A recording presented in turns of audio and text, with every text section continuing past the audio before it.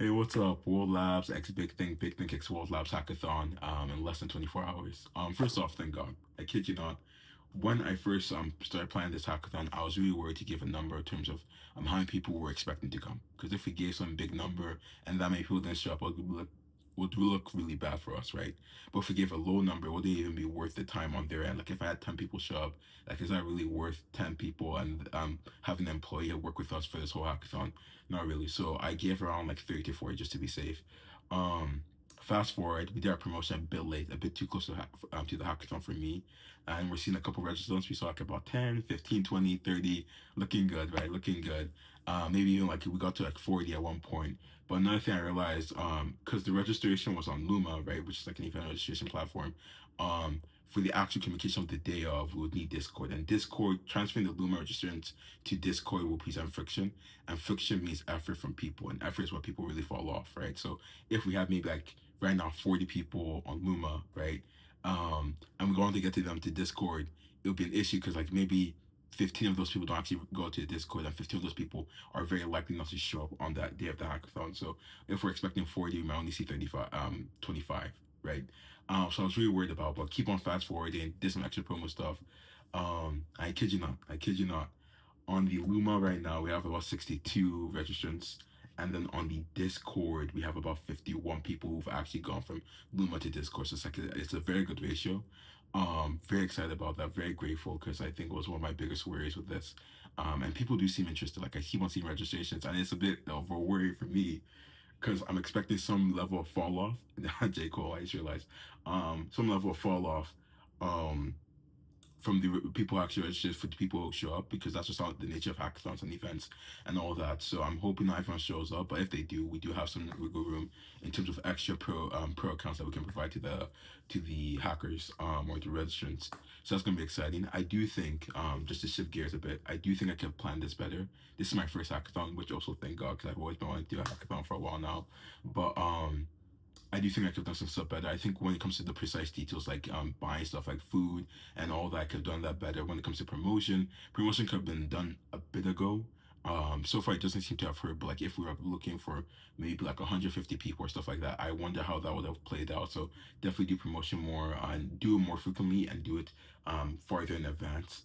Uh, I think details like that would have helped. I think also just getting like the slides done and working with the team more on the slides would be really helpful because right now the slides are largely just like from my brain to Canva, right? And that's obviously helpful in terms of like speed that where I can just edit stuff.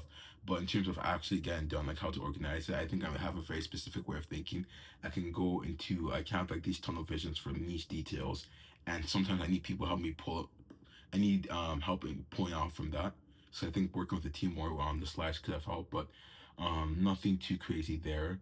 Funny enough, the actually reason I'm doing this video right now is because I was working on the slides and I got to that stage of slide presentations or slide making where you're just like finding pictures for the slides, even though that's not really helpful. So I realized I just need a break and just need to really think about the event as a whole in terms of the logistics. I don't want to run into anything that's not doable the day of. Like details that may be troublesome day of is distribute ordering of food. Because if the food doesn't come on time, if there's some weird thing with the food, where it's like, hey, we have to cancel and we expect to deliver food to arrive at a certain time, that's going to be a big issue. So I want to make sure all of those stuff are good. And if we need any equipment, I don't think we do. For the camera and media, we're just going to be using phones. For the project commission, I'm just going to be using DevPost. I can set that up pretty soon. Nothing too crazy there. Um, prizes actually a bit tricky. Prices is tricky. I don't want to talk too much about it, but it's tricky right now. I didn't think too much about the prices, so I'm not too worried there. But that's something I should probably plan for beforehand. I don't know. I think sometimes I think in weird abstract ways. Like you think about really niche details and very big details, but I forget about the middle details, and that's where a lot of the logistics really happens. So I think I really have to improve on that. Um, I'm excited though. I think this is a great way to really show off what UMD is capable of, especially to a great company like World Labs. It could be a start of a really fruitful relationship. I think it's also a great way to introduce spatial intelligence and world models to more people. Even though we have a good breakdown in terms of people who are knowledgeable about like world models, spatial intelligence, computer vision, all that. There's also people who aren't. So this is gonna be like their really their first time interacting with tools like Marble from World Labs. And I think it's gonna be a great way to really get that excitement there. Some people are interested in building stuff in the education track. Others are interested in just like role models broadly. Others are interested in like new ways of visualizing information. Which I guess applies to everything there. But like you get the idea. So it's gonna be really cool to see what they build. It's gonna be really cool. Right now, I am worried that a lot of people haven't checked out the resources because the resources were twofold. One was I made videos to just get people up to speed on some cool stuff they could do. Like if you create a world, you can kind of control with your hands, stuff like that. So I just made some videos there to get them up to speed.